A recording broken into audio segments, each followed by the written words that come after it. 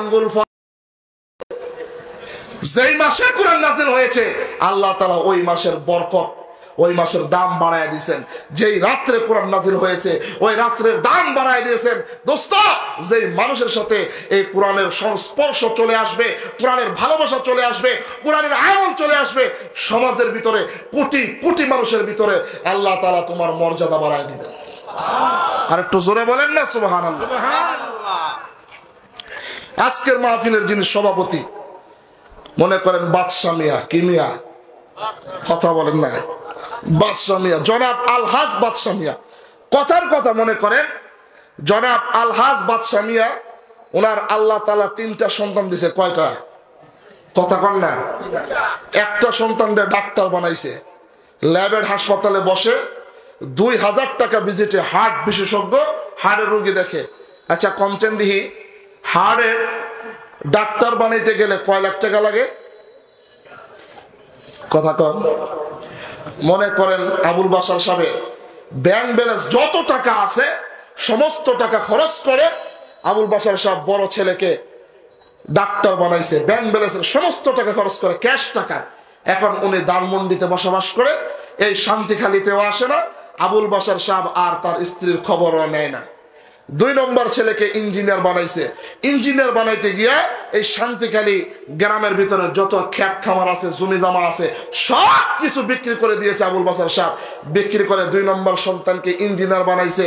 আমার পুরান ঢাকায় জিঞ্জিরায় বসবাস করে, শান্তিখালী আর কোনো খোঁজখবর নেয় না।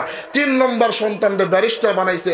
ব্যারিস্টার বানাইতে গিয়া আবুল বাশার সাহেবের বাড়িঘর যা আছে সব কিছু বিক্রি করে, স্বামী স্ত্রী বুড়া বয়সে একটা খাট ফালানো যায় এতটুকু ছোট্ট একটা ঘর রাইখা সব বিক্রি কইরা বড় সন্তানরে ডাক্তার, 2 নম্বর সন্তানরে ইঞ্জিনিয়ার, 3 নম্বর সন্তানরে ব্যারিস্টার বানাইছে। ও দোস্ত, 70-60 বছর বয়সে আবুল বাশার জনাব আলহাজ আবুল বাশার বাদশা মিয়াকে আল্লাহ তাআলা আরেকটা বৃদ্ধ বয়সে ছেলে সন্তান দান করছে। আলহামদুলিল্লাহ কন্যা। কে বুড়া বয়সে সন্তান দান করলে কি আপনারা নারাজ? হ্যাঁ, আলহামদুলিল্লাহ আসতে কইলেন যে, আরো জোরে কন্যা। এখন 4 বছর 5 বছর হয়েছে, এখন বাদশা মিয়া স্ত্রী গিয়া কয় কি আল্লাহ তো বুড়া বয়সে একটা দিছে, 3টারও তো বানাইছি ডাক্তার ইঞ্জিনিয়ার ব্যারিস্টার, ঢাকায় 3 জায়গায় থাকে, তোমারও খবর লয় না আমারও খবর লয় না, টাকা পয়সা খেত খামার যা আছে সব বিক্রি কইরা 3 সন্তানরে তো মানুষ বানায়া পাঠাই দিছি, এরা তো খোঁজ খবর নেয় না। আল্লাহ বুড়া বয়সে একটা দান করছে, এটারে কি করবো? তুমি না জানো কি করবা? 3টারে বানাইছো ঢাকায়, এটারে কি সুর বদমাশ বানাইবা? মনে বড় কষ্ট। বাদশা মিয়া ঘুমাইছে রাইতে, সকালবেলা শান্তিখালী মসজিদে যায় নামাজ পড়ছে, ইমাম সাহেবের সাথে কথা কইছে, হুজুর এখন কি করতে পারি? ইমাম সাহেব সুন্দর একটা পরামর্শ দিছে, বাদশা মিয়া টাকা পয়সা খরচ করে 3 সন্তানের ডাক্তার ইঞ্জিনিয়ার ব্যারিস্টার বানাইছো, তোমার কোনো খোঁজ খবর নাই না? যাও এই ছোট্ট সন্তানটারে শান্তিখালী এতিমখানা যে আছে ওই এতিমখানার মধ্যে ভর্তি করায় দাও, টাকা পয়সা ফ্রি, ভর্তি ফ্রি, থাকা খাওয়া ফ্রি, চিকিৎসা ফ্রি, পাঞ্জাবি পায়জামা সবকিছু ফ্রি। বাস শান্তিখালী এতিমখানায় বাদশা মিয়া বৃদ্ধ বয়সে সন্তানটাকে ভর্তি করাই দিছে। নিয়ম অনুসারে কায়দা আমপারা কোরআন শরীফ সুন্দর করে পড়ার শিক্ষা শেষ করেছে। আলহামদুলিল্লাহ কন্যা, একটু জোরে কন আলহামদুলিল্লাহ। ছেলেটা যেই মাত্র কালামুল্লাহ শরীফ সই শুদ্ধ করে পুরো একটা খতম দিছে, ঠিক সেই মুহূর্তে মালাকুল মউত আজরাইল বাদশা মিয়ার সাথে এসে সাক্ষাৎ করছে। আপনাদের কারো সাথে মালাকুল মউত আজরাইলের সাক্ষাৎ হয়েছে? যেদিন সাক্ষাৎ হবে মাটির উপরে থাকবেন না মাটির নিচে? কথা বলেন। আল্লাহ তাআলা কালামুল্লাহ শরীফের মধ্যে বলেন, ওয়াজাআত সাকরাতুল মাউতি বিল হক যালিকা মা কুনতা মিনহু তাহিদ। মরণ যন্ত্রণা কত ভয়ঙ্কর! ও যুবক ভাইরা, বৃদ্ধ বাবাজিরা, মরণের স্বাদ আমাদেরকে গ্রহণ করতে হবে। এই দুনিয়ায় চিরস্থায়ী কেউ হব না। মরণের যন্ত্রণা কত কঠিন, কত ভয়াবহ। আল্লাহর হাবিব বলেন, এইটা বয়ান করে ওয়াজ করে এটা বোঝানোর মতো নয়। যদি কবরস্থান থেকে একজন মুরদেগানকে উঠায়া মরণের যন্ত্রণার কথা জিজ্ঞাসা করা হয়, সে যদি বর্ণনা দেওয়া শুরু করে তাহলেই বোঝা যাবে মরণের যন্ত্রণা কত কঠিন। পাহাড়ে বাদশা মিয়াকে যখন মালাকুল মাউত আজরাইল টুটিটা টেনে ধরলো, ঠিক সেই মুহূর্তে গলা কাটা মুরগির মতো জমিনের মধ্যে লাফালাফি শুরু করে দিয়েছে। দুই চোখের পানি ঝরঝর করে ঝরতেছে।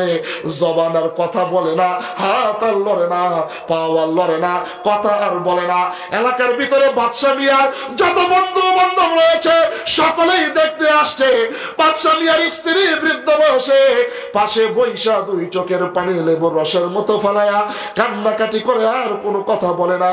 সাদা সিধা হইয়া বাদশা মিয়া জমিনের ভিতরে মৃত্যুর যন্ত্রণা সহ্য করতে না পেরে চোখের পানি ফেলাইতেছে।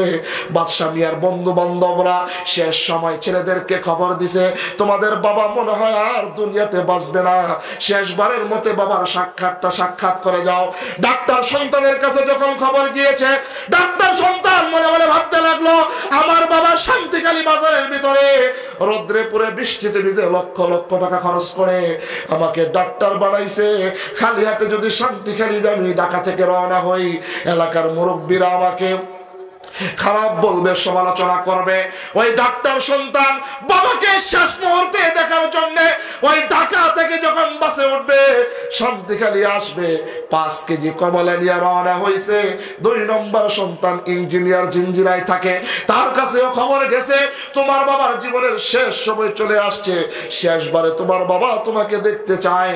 2 নম্বর ইঞ্জিনিয়ার সন্তান 5 কেজি কমলা নিয়ে বাবার কাছে রওনা হয়েছে। 3 নম্বর সন্তান সেও মনে মনে ভাবতে লাগলো, আরে বাবা আমাকে কত কষ্ট করে জায়গা জমি বিক্রি করে আমাকে ব্যারিস্টার বানাইছে, আমি যদি বাবার শেষ মুহূর্তে খালি হাতে চলে যাই এলাকার মুরব্বীরা আমাকে নিয়ে সমালোচনা করবে।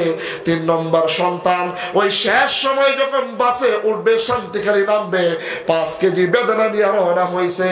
3টা সন্তান ডাক্তার, ইঞ্জিনিয়ার, ব্যারিস্টার। ও দোস্ত আমার দিলের কানটা দিয়ে শুনবেন, 3টা সন্তান, এক ভাই আঙ্গুল ফল, আরেক ভাই বেদনা, আরেক ভাই কমলা নিয়া টাই কোট পইরা বাবার মৃত্যুর যন্ত্রণার সময় দাঁড়ায় আছে। একটু বলেন না বাবার সাকরাতের সময় এই যে আঙ্গুল ফল বেদনা কমলা কি কাজে আসবে? একটু জোরে বলেন। ওই যে বৃদ্ধ বয়সে শান্তিখালী এতিমখানায় 4র্থ সন্তানটাকে পাঠিয়ে দিয়েছে, সন্তানটা সবে মাত্র কালামুল্লাহ শরীফ পড়া শেষ করেছে। ওস্তাদের কাছে গিয়া বলে, হুজুর বাড়ি থেকে আমার খবর আইছে আমার বাবার সাকরাত শুরু হয়ে গিয়েছে, আমার বাবার মৃত্যুর যন্ত্রণা শুরু হয়ে গেছে, মনে হয় দুনিয়াতে আর বাবা বেঁচে থাকবে না, শেষবারের মতো বাবা আমাকে দেখতে চায়, হুজুর একটু ছুটি দিবেন নি গো, বাবাকে শেষবারের মতো দেখে আবার মাদ্রাসায় চলে আসবো। ওস্তাদের কাছ থেকে অত্যন্ত বিনয়ের সাথে ছুটি নিয়া কালামুল্লাহ শরীফটাকে গিলামের ভিতরে ঝুলায়া গলার ভিতরে টানায়া শান্তিখালী বাবার ঘরের ভিতরে আনা হয়েছে। প্রতিমধ্যে আমার চাচা 4র্থ সন্তানটাকে হাতের মধ্যে খাপ করে দাগ দিয়া বলে, ওরে বাচ্চা তোর বড় ভাইকে দেখলাম আঙ্গুল ফল নিয়ে রওনা হয়েছে, আরেক ভাইকে দেখলাম বেদনা নিয়ে রওনা হয়েছে, আরেক ভাইকে দেখলাম আপেল নিয়ে রওনা হয়েছে, তুমি কি নিয়ে বাবার বাড়িতে রওনা হইছো?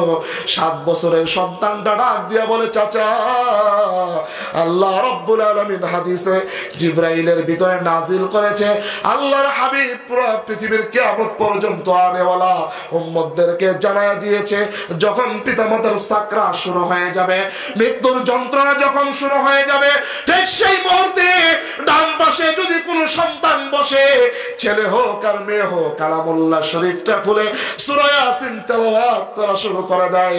আল্লাহ তাআলা ডাক দিয়া বলে, সূরা ইয়াসিন তেলাওয়াত করার কারণে আমি পিতা মাতার মৃত্যুর যন্ত্রণাকে মাফি করে দিব নয়, সূরা ইয়াসিন তেলাওয়াত করার কারণে সঙ্গে সঙ্গে ঈমান নিয়ে দুনিয়া থেকে বিদায় হওয়ার তৌফিক দান করে দিব। আর কি চান? হ্যাঁ দোস্ত নিজেও কোরআন পড়েন নাই, সন্তানদেরকেও কোরআন পড়নেওয়ালা বানান নাই।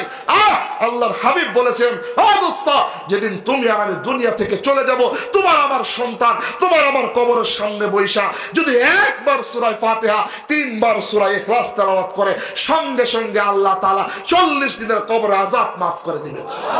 আর কি করবেন, আর কি ওয়াজ শুনবেন, সারা রাত কি ওয়াজ শুনবেন, আমল নাই, জিন্দেগির পরিবর্তন নাই।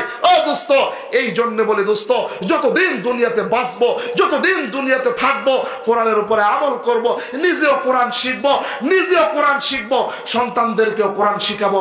এই তো সামনে আসতেছে 5 দিন আর 6 দিন পরে মাহে রমজান, যে রমজানের মর্যাদা, যে রমজানের সম্মান আল্লাহ তাআলা বাকি 11 মাসের চাইতে বৃদ্ধি করে দিয়েছেন। এর একমাত্র কারণ, সর্বশ্রেষ্ঠ কারণ হলো এই মাসের ভিতরে আল্লাহ তাআলা কোরআন নাজিল করেছেন।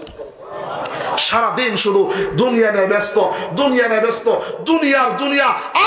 সকালবেলা যখন উঠে ঘুম থেকে মনে মনে ভাবতে লাগলো, আমি হাজি সাহেব, আমি গাজী সাহেব, আমি ব্যবসায়ী, আমি চাকরিজীবী, আমার 3টা দোকান, গতকালকে 2টা দোকান বেচা কিনা কম হয়েছে, একটা দোকানে ভালো হয়েছে। এই চিন্তা করতে করতে জোহরের নামাজে দাঁড়ায় গেছে দোস্ত, নামাজের ভিতরে দাঁড়ায়া ব্যবসা বাণিজ্যের চিন্তা ফিকির চলে আসছে। এই চিন্তা করতে করতে দুপুরের খাবার খায়, তখনও ব্যবসা চিন্তা ভাবনা, আসরের নামাজ পড়ে ব্যবসা বাণিজ্যের চিন্তা ভাবনা, দুনিয়া দুনিয়া দুনিয়া, ঘুমাইতে যায় মাথার সাথে বালিশ লাগায়, তারপরও দুনিয়া দুনিয়া, এই দুনিয়া নিয়ে চিন্তা করতে করতে হয় স্টক করে, নাই ব্রেন স্টক করে দুনিয়া থেকে নাফরমান বেঈমান হয়ে দুনিয়া থেকে বিদায় হয়ে যায়। কি হলো তোমার এই জীবন? তোমার এই জীবনের চাইতে কুত্তার জীবনের দাম অনেক বেশি, ঠিক কিনা বলে? হালাল হারাম না মানিয়া কত টাকা করছো কামাই, এত টাকা রাখবা কোথায়, কাফনের তো পকেট নাই। আছে আছে আছে। হালাল হারাম না মানিয়া কত টাকা করছো কামাই, এত টাকা রাখবা কোথায়, কাফনের তো পকেট নাই। টাকা পয়সা লইয়া কি কেউ কবরে গেছে, টাকা পয়সা লইয়া কি কেউ কবরে গেছে, কি জবাব দিবি রে তুই আল্লাহর কাছে। ওরে মানুষ হইছ বেহুশ দুনিয়ার পিছে, ওরে মানুষ হইছ বেহুশ দুনিয়ার পিছে, কি জবাব দিবি রে তুই আল্লাহর কাছে। হালাল হারাম না মানিয়া কত টাকা করছো কামাই, এত টাকা রাখবা কোথায়, কাফনের তো পকেট নাই। কতক্ষণ ঠিক কিনা? রাতে দিনে দৌড়া দৌড়ি, বিশ্রামেরও সুযোগটা নাই, নামাজ রোজা দূরের কথা, আল্লাহর নামটাও জবানে নাই। তোর পিছে মহা বিপদের সংকেত আছে, কি জবাব দিবি রে তুই আল্লাহর কাছে।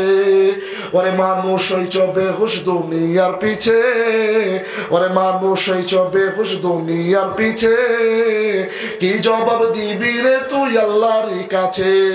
ভাইরা আমার, বন্ধুগণ আমার, এই জন্য আসুন কোরআনকে বন্ধু বানান, কোরআনকে আপন বানান, কোরআনের উপরে আমল করেন। কোরআনকে যদি সঙ্গী বানান, কোরআনের উপরে যদি আমল করেন, ঘরটা জান্নাতের পরিবেশ কায়েম হয়ে যাবে, সমাজের ভিতরে জান্নাতের পরিবেশ কায়েম হয়ে যাবে, রাষ্ট্রের ভিতরে জান্নাতের পরিবেশ কায়েম হয়ে যাবে। এই তো আল্লাহ নবী হাদিসে বুখারীর মধ্যে বলেন, আল্লাহ নবী বিশ্ব নবী রাহমাতাল লিল আলামিন একদিন মসজিদে নববীর মেম্বরের ভিতরে বয়ান করতেছেন। ডান দিকে হযরতে আবু বকর, বাম দিকে হযরতে ওমর, পিছন দিকে আল্লাহ নবীর 2 জন জামাতা, একজন হলেন ওসমান শিল্পপতি, আর একজন হলেন আলী অত্যন্ত গরিব। আল্লাহ তাআলা ওসমানকে কেন শিল্পপতি রাখলেন, আলীকে কেন গরিব রাখলেন?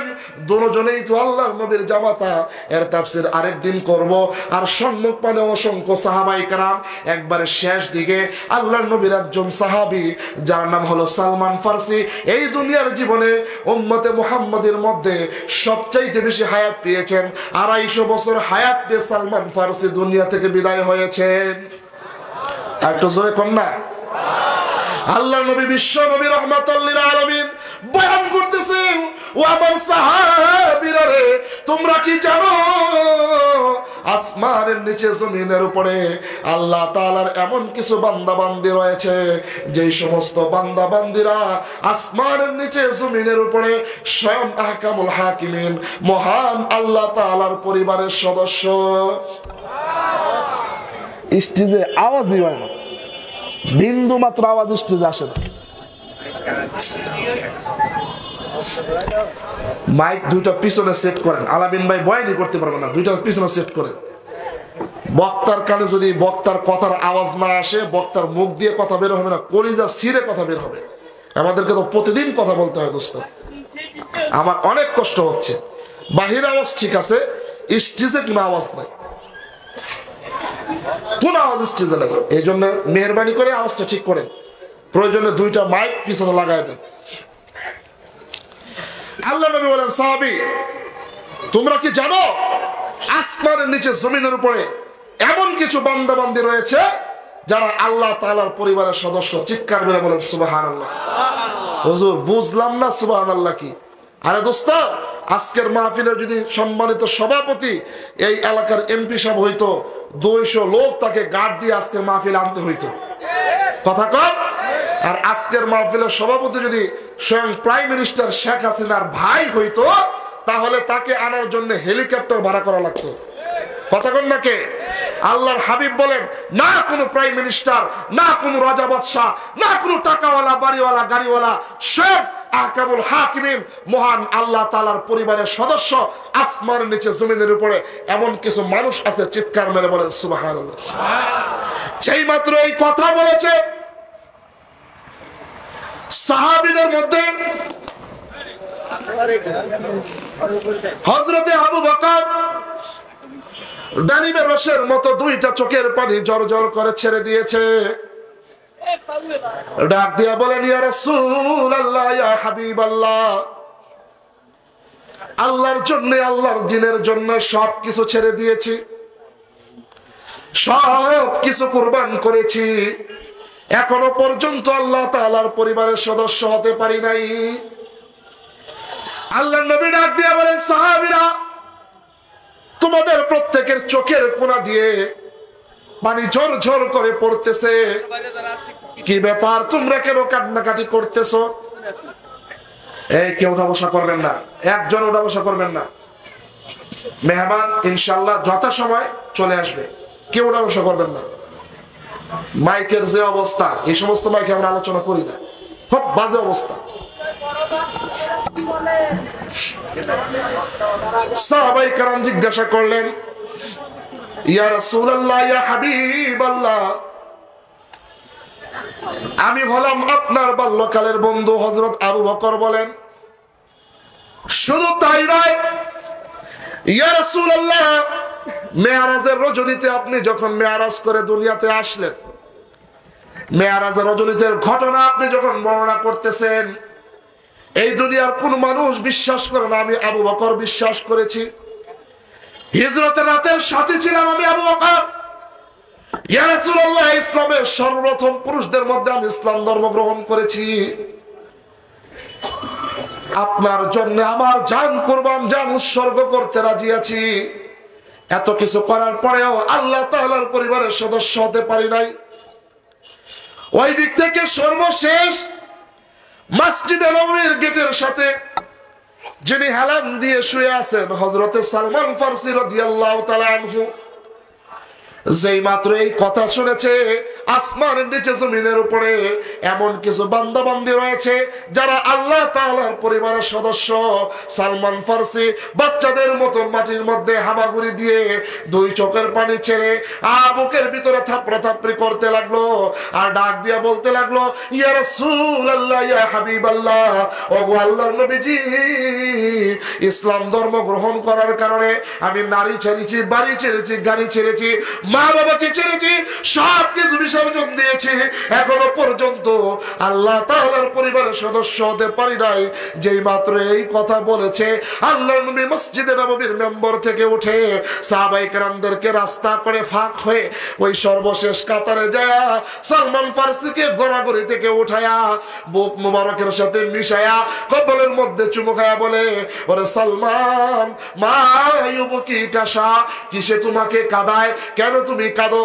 এমনিতেই সালমান ফারসি ডাক দিয়ে বলেন, ইয়া রাসূলুল্লাহ ইয়া হাবিবাল্লাহ, ওগো আল্লাহর নবীজি, আপনি বলেছেন আসমানের নিচে জমিনের উপরে এমন কিছু বান্দা বান্দি রয়েছে যারা আল্লাহ তাআলার পরিবারের সদস্য। আপনি বলেন না গো, আর কি করলে পরে আল্লাহ তাআলার পরিবারের সদস্য হয়ে যাবে? আল্লাহ নবী ডাক দিয়ে বলে, সালমান, এমন কি হয়েছে, এমন কি করেছো যার কারণে তুমি এত কান্নাকাটি করতেছো? সালমান ফারসি ডাক দিয়ে বলেন, ইয়া রাসূলুল্লাহ ইয়া হাবিবাল্লাহ, ওগো আল্লাহর নবীজি, আমি কেন ইসলাম ধর্ম গ্রহণ করেছি? আমার দেশ হলো শাম দেশের মধ্যে, আমি কেন মসজিদে নববীর মধ্যে মদিনার ভিতরে আসা যাওয়া করি? আমার বাবা জেনে গিয়েছে। আমার বাবা আমাকে ডাক দিয়া বলে, ওরে সালমান, মদিনা ওয়ালার দরবার ছেড়ে দিতে হবে, না হয় আমার বাড়ি ঘরে ছেড়ে দিতে হবে। আমার বাবা আমাকে ঘোষণা দিয়েছে, ওরে বাবা, আমি যদি মদিনা ওয়ালার ধর্ম ছেড়ে না দেই, ইসলাম ধর্ম ছেড়ে না দেই, তাহলে আমার কি শাস্তি হবে? আল্লাহর নবীর সাহাবী সালমান ফারসি ডাক দিয়া বলে, আমার বাবা বলেছে যদি ইসলাম ধর্ম না ছেড়ে দাও, মদিনা ওয়ালার ধর্ম না ছেড়ে দাও, তাহলে তোমাকে বাড়ি ঘর থেকে ত্যায্যপুত্র করে দিব, সন্তান থেকে ত্যায্যপুত্র করে দিব, তোমাকে সমস্ত সম্পত্তি থেকে ত্যায্যপুত্র করে দিব। ইয়া রাসূলুল্লাহ, আপনি জানেন নি গো, আমি আমার বাবাকে ঘোষণা দিয়েছি, ওরে বাবা, তোমার বাড়ি ঘর কেন, তোমার ধন সম্পদ কেন, প্রয়োজনে তামাম দুনিয়া ছেড়ে দিতে পারি, একটা মুহূর্তের জন্য রাসূলের দরবার ছাড়তে রাজি নই। আরেকটু জোরে কন্যা। সাহাবীরা কি ছিলেন? সূরা হাশর মুজাদালার শেষ আয়াতে আল্লাহ তাআলা বলেন, রাদিয়াল্লাহু আনহুম ওয়া রাদু আন, সাহাবীরা আমার উপরে খুশি, আমি আল্লাহ সাহাবীদের উপরে খুশি। সূরা বাকারার প্রথমেই আল্লাহ তাআলা বলেন, আমিনু, হে কিয়ামত পর্যন্ত আনেওয়ালা ইমানদার বান্দা বান্দিরা, তোমরা ঈমান আনো, কামা আমানান নাস, আই আস-সাহাবী, তোমরা আমার হাবিবের সাহাবী যেইভাবে ঈমান এনেছে ঠিক সেইভাবে তোমরা ঈমান আনয়ন করো। ও দোস্ত, আজকে কলিজা ছিঁড়ে যায়, আজকে কলিজায় দারুণ ব্যথা হয়, সেই সাহাবায়ে কেরামদেরকে নিয়ে সমালোচনা করা হয়। আমাদের মতো কিছু টুপিওয়ালা দাড়িওয়ালা যারা সাহাবায়ে কেরামদের বিরুদ্ধে কথা বলে, যেই সাহাবায়ে কেরাম কোরআনের জন্য বাড়িঘর ছেড়েছে, দিন ছেড়েছে, স্ত্রী ছেড়েছে, সন্তান ছেড়েছে, সম্পত্তি ছেড়েছে, টাকা পয়সা ছেড়েছে, সেই সাহাবায়ে কেরামের বিরুদ্ধে যেই সমস্ত মানুষেরা জবান খুলে কথা বলে, বিরুদ্ধাচরণ করে, খোদার কসম করে বলি, আপনারা তওবা করে মাফ চেয়ে নিজেকে শুধরিয়ে নেন।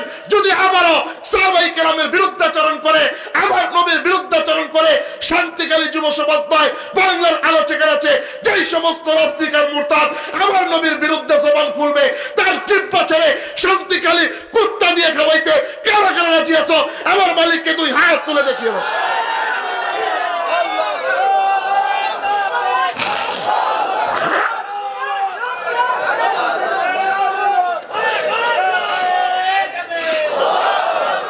রাজি আছে তো ইনশাআল্লাহ? রাজি আছে তো ইনশাআল্লাহ? আমরা আমাদের নবীদেরকে কলিজার চাইতে বেশি মুহাব্বত করি, ভালোবাসি। ও দোস্ত, এই বাংলার জমিনের যুব সমাজ যদিও 5 ওয়াক্ত নামাজ ঠিকঠাক মতো আদায় করে না, যদিও 30টা রোজা ঠিকঠাক মতো আদায় করে না, যদিও পিতামাতার কথা শুনে না, যদিও দাঁড়ায় দাঁড়ায় পেশাব করে, তবে আমি জানি এই বাংলার জমিনের প্রত্যেকটা যুবকের অন্তরের ভিতরে আমার নবীর প্রতি এত পরিমাণ প্রেম আর ভালোবাসা রয়েছে। বাংলার জমিনের আনাচে কানাচে নাস্তিক আর মুরতাদ যদি আমার নবীর বিরুদ্ধে জবান খুলে, বাংলার জমিনের তাওহীদি জনতা আর ঘরে বসে থাকে না, মাঠে ময়দানে নেমে তাজা রক্ত দিয়ে আমার নবীর ইজ্জত রক্ষা করতে কারা কারা রাজি আছো? মালিককে আমারও দুইটা হাত তুলে দেখো।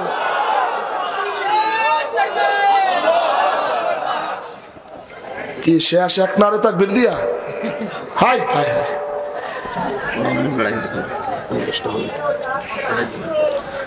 মাইকটা ঠিক করেন, মাইকের অবস্থা খুব খারাপ।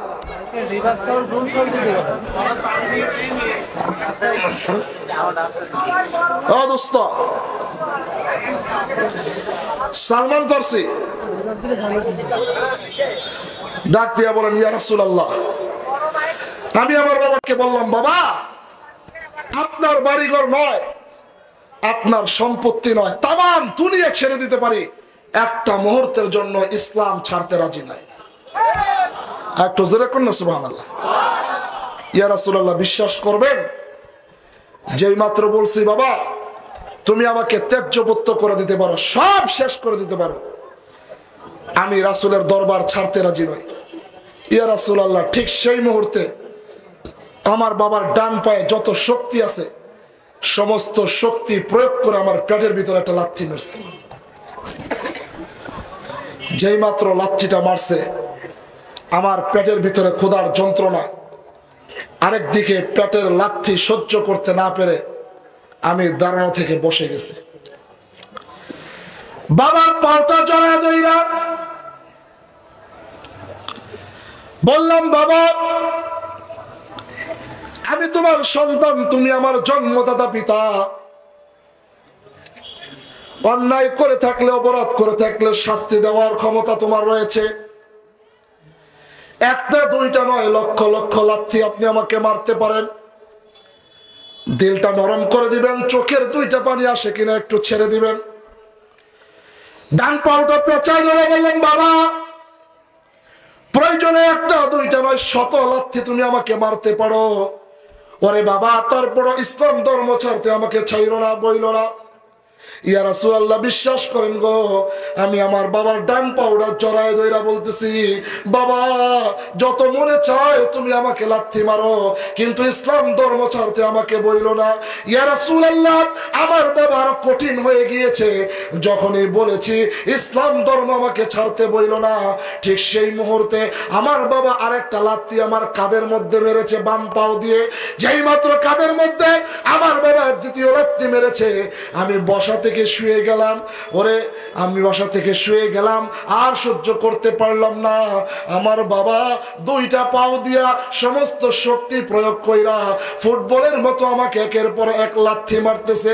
লাথি মারতে মারতে মারতে মারতে আমার বাবা যখন ক্লান্ত হয়ে গেল, ইয়া রাসূলুল্লাহ, ইয়া হাবিবাল্লাহ, আমার বাবা যখন ক্লান্ত হয়ে গেল, আর কথা বলতে পারতেছে না, শরীরের ভিতরে আর শক্তি আনতেছে না, আমার বাবা লাথি মারতে মারতে মারতে মারতে গেটের শেষ প্রান্তে আমার বাবা মাকে নিয়ে আসছে। আমাকে ডাক দিয়া বলে, সালমান আজ থেকে তুই আমার সন্তান নয়, আমি তোর বাবা নয়, এখন থেকে সন্তান আর বাবার সম্পর্ক ছিন্ন করে দিলাম। ইয়া রাসূলুল্লাহ, বাবা আমাকে মারতে মারতে মারতে মারতে ঘর থেকে বের করে দিয়েছে। একদিকে ক্ষুধার যন্ত্রণা, আর একদিকে ব্যথা নিয়া জন্ম দুঃখিনী মার সামনে দাঁড়াইলাম। ইয়া রাসূলুল্লাহ, জানেননি গো, মনে মনে ভাবতে লাগলাম, এই পৃথিবীর সবাই যদি বিদায় করে দেয়, পৃথিবীর কোন মা তার সন্তানকে বিদায় করতে পারে না। আর যেই মা 10 মাস 10 দিন ভাড়াটিয়ার মতো গর্ভধারণ করেছে, কলস কলস রক্ত অতিবাহিত করে দুনিয়ার আলো বাতাস দেখাইছে, যেই মা কত কষ্ট করে 2 বছর 2.5 বছর রক্ত আর পানি দুগ্ধ বানায় খাওয়াইছে, আরে কতদিন মা খায় নাই, কত রাত মা ঘুমায় নাই, ওই মার কাছে গেলে পরে মা কিছু খাবারের ব্যবস্থা করবে, আমাকে ঘরের মধ্যে জায়গা দিবে। ইয়া রাসূলুল্লাহ, এই আশা নিয়ে মার সামনে দাঁড়াইলাম। ইয়া রাসূলুল্লাহ, মা আমাকে দেখার সঙ্গে সঙ্গে দরজাটাকে লাগাইয়া দিল, জানালাটাকে বন্ধ করে দিল। আমার মা আমাকে ডাক দিয়া বলল, ওরে কুলাঙ্গার সন্তান, আজ থেকে তুই আমাকে মা বলে ডাক দিবি না।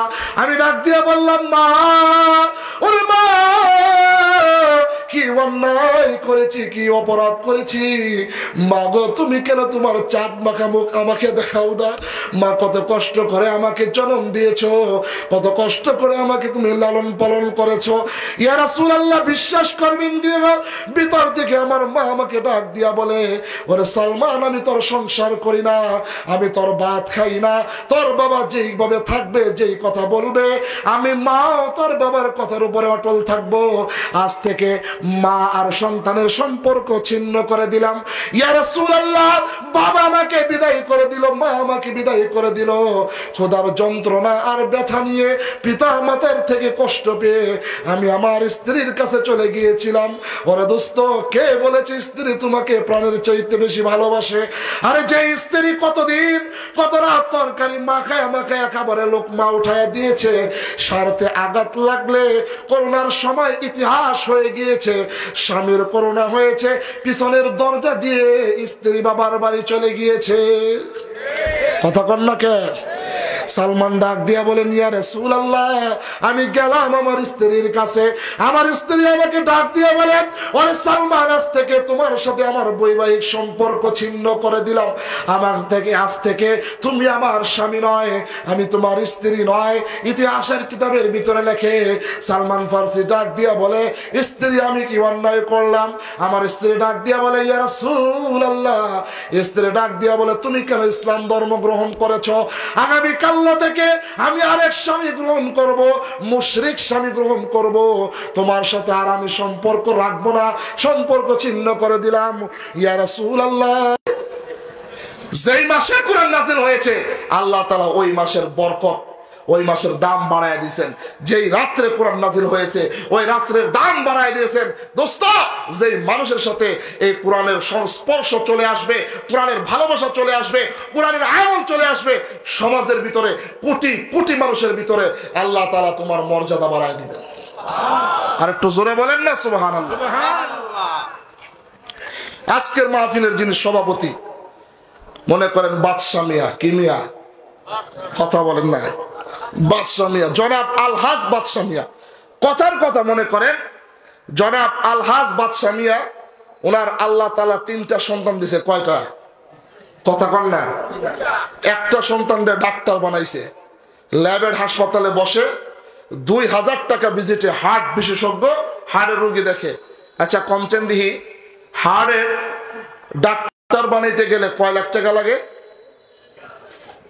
কথা কম। মনে করেন আবুল বাশার সাহেব ব্যাংক ব্যালেন্স যত টাকা আছে সমস্ত টাকা খরচ করে আবুল বাশার সাহেব বড় ছেলেকে ডাক্তার বানাইছে, ব্যাংক ব্যালেন্সের সমস্ত টাকা খরচ করে, ক্যাশ টাকা। এখন উনি ধানমন্ডিতে বসবাস করে, এই শান্তিখালীতেও আসে না। আবুল বাশার সাহেব আর তার স্ত্রীর খবরও নেয় না। 2 নম্বর ছেলেকে ইঞ্জিনিয়ার বানাইছে। ইঞ্জিনিয়ার বানাইতে গিয়া এই শান্তিখালী গ্রামের ভিতরে যত ক্ষেত খামার আছে, জমি জমা আছে, সব কিছু বিক্রি করে দিয়েছে আবুল বাশার সাহেব। বিক্রি করে 2 নম্বর সন্তানকে ইঞ্জিনিয়ার বানাইছে। আমার পুরান ঢাকায় জিঞ্জিরায় বসবাস করে, শান্তিখালী আর কোনো খোঁজখবর নেয় না। 3 নম্বর সন্তানকে ব্যারিস্টার বানাইছে। ব্যারিস্টার বানাইতে গিয়া আবুল বাশার সাহেবের বাড়িঘর যা আছে সব কিছু বিক্রি করে, স্বামী স্ত্রী বুড়া বয়সে একটা খাট ফালানো যায় এতটুকু ছোট্ট একটা ঘর রাইখা সব বিক্রি কইরা বড় সন্তানরে ডাক্তার, 2 নম্বর সন্তানরে ইঞ্জিনিয়ার, 3 নম্বর সন্তানরে ব্যারিস্টার বানাইছে। ও দোস্ত, 70-60 বছর বয়সে আবুল বাশার, জনাব আলহাজ আবুল বাশার বাদশা মিয়াকে আল্লাহ তাআলা আরেকটা বৃদ্ধ বয়সে ছেলে সন্তান দান করছে। আলহামদুলিল্লাহ কন্যা। কে বুড়া বয়সে সন্তান দান করলে কি আপনারা নারাজ? হ্যাঁ, আলহামদুলিল্লাহ আসতে কইলেন যে, আরো জোরে কন না। এখন 4 বছর 5 বছর হয়েছে, এখন বাদশা মিয়া স্ত্রী গিয়া কয়, কি আল্লাহ তো বুড়া বয়সে একটা দিছে, 3টারও তো বানাইছি, ডাক্তার ইঞ্জিনিয়ার ব্যারিস্টার, ঢাকায় 3 জায়গায় থাকে, তোমারও খবর লয় না, আমারও খবর লয় না। টাকা পয়সা ক্ষেত খামার যা আছে সব বিক্রি কইরা, 3 সন্তানরে তো মানুষ বানায়া পাঠাই দিছি, এরা তো খোঁজখবর নেয় না। আল্লাহ বুড়া বয়সে একটা দান করছে, এটারে কি করবো? তুমি এরা জানো কি করবা? 3টারে বানাইছো ঢাকায়, এটারে কি সুর বদমাস বানাইবা? মনে বড় কষ্ট। বাদশা মিয়া ঘুমাইছে রাইতে, সকালবেলা শান্তিখালী মসজিদে যে নামাজ পড়ছে, ইমাম সাহেবের সাথে কথা কইছে, হুজুর এখন কি করতে পারি? ইমাম সাহেব সুন্দর একটা পরামর্শ দিছে, বাদশা মিয়া টাকা পয়সা খরচ করে 3 সন্তানের ডাক্তার ইঞ্জিনিয়ার ব্যারিস্টার বানাইছো, তোমার কোনো খোঁজ খবর নাই না? যাও এই ছোট্ট সন্তানটারে শান্তিখালী এতিমখানা যে আছে ওই এতিমখানার মধ্যে ভর্তি করায় দাও। টাকা পয়সা ফ্রি, ভর্তি ফ্রি, থাকা খাওয়া ফ্রি, চিকিৎসা ফ্রি, পাঞ্জাবি পায়জামা সবকিছু ফ্রি। বাস শান্তিখালী এতিমখানায় বাদশা মিয়া বৃদ্ধ বয়সে সন্তানটাকে ভর্তি করাই দিছে। নিয়ম অনুসারে কায়দা আমপারা কোরআন শরীফ সুন্দর করে পড়ার শিক্ষা শেষ করেছে। আলহামদুলিল্লাহ কন্যা, একটু জোরে কন আলহামদুলিল্লাহ। ছেলেটা যেই মাত্র কালামুল্লাহ শরীফ সহি শুদ্ধ করে পুরো একটা খতম দিছে, ঠিক সেই মুহূর্তে মালাকুল মাউত আজরাইল বাদশা মিয়ার সাথে এসে সাক্ষাৎ করছে। আপনাদের কারো সাথে মালাকুল মাউত আজরাইলের সাক্ষাৎ হয়েছে? যেদিন সাক্ষাৎ হবে মাটির উপরে থাকবেন না মাটির নিচে? কথা বলেন। আল্লাহ তাআলা কালামুল্লাহ শরীফের মধ্যে বলেন, ওয়াজাআত সাকরাতুল মাউতি বিল হক যালিকা মা কুনতা মিনহু তাহিদ। মরণ যন্ত্রণা কত ভয়ঙ্কর! যুবক ভাইরা, বৃদ্ধ বাবাজিরা, মরণের স্বাদ আমাদেরকে গ্রহণ করতে হবে। এই দুনিয়ায় চিরস্থায়ী কেউ হব না। মরণের যন্ত্রণা কত কঠিন, কত ভয়াবহ। আল্লাহর হাবিব বলেন, এইটা বয়ান করে ওয়াজ করে এটা বোঝানোর মতো নয়। যদি কবরস্থান থেকে একজন মুরদেগানকে উঠায়া মরণের যন্ত্রণার কথা জিজ্ঞাসা করা হয়, সে যদি বর্ণনা দেওয়া শুরু করে তাহলেই বোঝা যাবে মরণের যন্ত্রণা কত কঠিন। পাহাড়ে বাদশা মিয়াকে যখন মালাকুল মাউত আজরাইল টুটিটা টেনে ধরলো, ঠিক সেই মুহূর্তে গলা কাটা মুরগির মতো জমিনের মধ্যে লাফালাফি শুরু করে দিয়েছে। দুই চোখের পানি ঝরঝর করে ঝরতেছে। জবান আর কথা বলে না, হাত আর লড়ে না, পা আর লড়ে না, কথা আর বলে না। এলাকার ভিতরে বাদশা মিয়ার যত বন্ধু বান্ধব রয়েছে সকলেই দেখতে আসছে। বাদশা মিয়ার স্ত্রী বৃদ্ধ বয়সে পাশে বৈশা দুই চোখের পানি লেবুর রসের মতো ফেলায়া কান্নাকাটি করে আর কোনো কথা বলে না। সাদা সিধা হইয়া বাদশা মিয়া জমিনের ভিতরে মৃত্যুর যন্ত্রণা সহ্য করতে না পেরে চোখের পানি ফেলাইতেছে। বাদশা মিয়ার বন্ধু বান্ধবরা শেষ সময় ছেলেদেরকে খবর দিছে, তোমাদের বাবা মনে হয় আর দুনিয়াতে বাঁচবে না, শেষবারের মতে বাবার সাক্ষাৎ করে যাও। ডাক্তার সন্তানের কাছে যখন খবর গিয়েছে, ডাক্তার সন্তান মনে মনে ভাবতে লাগলো, আমার বাবা শান্তিখালী বাজারের ভিতরে রোদ্রে পুরে বৃষ্টিতে ভিজে লক্ষ লক্ষ টাকা খরচ করে আমাকে ডাক্তার বানাইছে। খালি হাতে যদি শান্তিখালী আমি ঢাকা থেকে রওনা হই, এলাকার মুরব্বীরা আমাকে খারাপ বলবে, সমালোচনা করবে।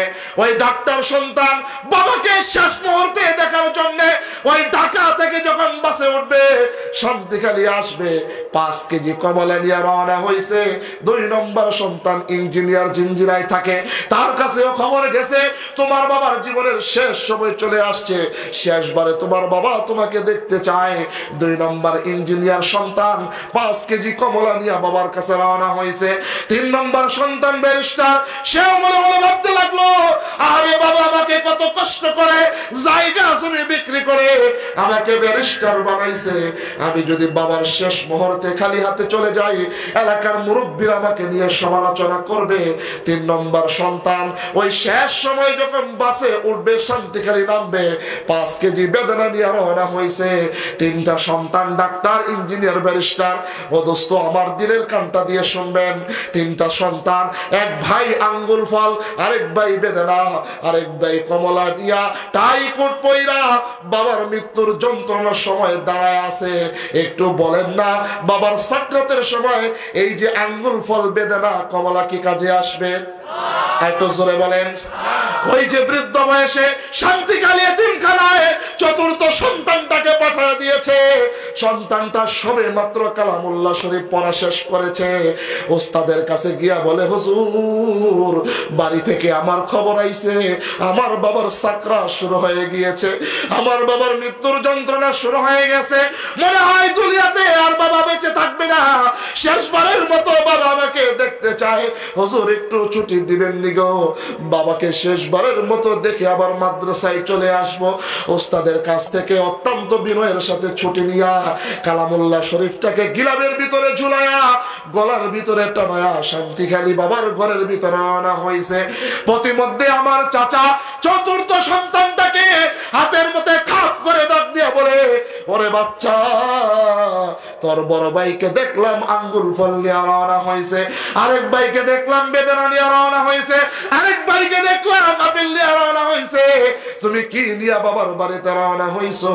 7 বছরের সন্তানটা ডাক দিয়া বলে, চাচা, আল্লাহ রাব্বুল আলামিন হাদিসে জিবরাইলের ভিতরে নাজিল করেছে, আল্লাহর হাবিব পুরো পৃথিবীর কিয়ামত পর্যন্ত আনেওয়ালা উম্মতদেরকে জানায়া দিয়েছে, যখন পিতামাতার সাকরাত শুরু হয়ে যাবে, মৃত্যুর যন্ত্রণা যখন শুরু হয়ে যাবে, ঠিক সেই মুহূর্তে ডান পাশে যদি কোনো সন্তান বসে, ছেলে হোক আর মেয়ে হোক, কালামুল্লাহ শরীফটা খুলে সূরা ইয়াসিন তেলাওয়াত করা শুরু করে দেয়।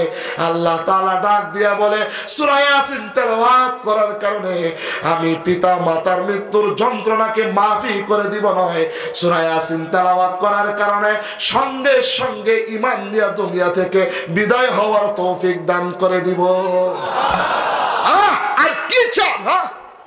হ্যাঁ দোস্ত, নিজেও কোরআন পড়েন নাই, সন্তানদেরকেও কোরআন পড়নেওয়ালা বানান নাই।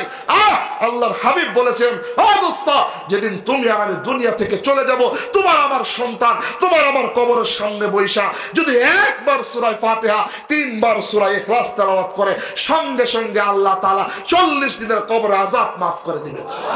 আর কি করবেন? আর কি ওয়াজ শুনবেন? সারা রাত কি ওয়াজ শুনবেন?